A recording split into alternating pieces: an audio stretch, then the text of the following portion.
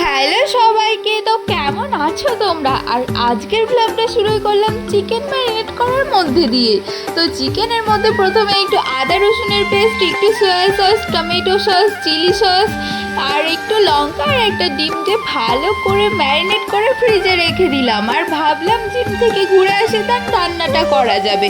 তারপর বেরিয়ে গেলাম জিমে। আর আজকের ওয়ার্কআউটটা বেশ ভালোই ছিল না, কারণ আজকে ছিল আমার লেগ ডে। ফেরার সময় তো এত বৃষ্টি শুরু হলো যে একদম ভিজে যাওয়ারই অবস্থা। কিন্তু মজার ব্যাপার হলো, এত বৃষ্টি পড়লেও গরমটা একদমই কম ছিল না। তাই বাড়ি ফেরার আগে একটা আইসক্রিম খেয়ে নিলাম। আর বাড়ি এসে তো ফ্রিজ থেকে চিকেনটা বের করে পাকোড়াটা ভাজা শুরু করলাম। কিন্তু হঠাৎ মাথায় এলো শুধু পাকোড়া না, চিলি চিকেনও বানিয়ে ফেলি।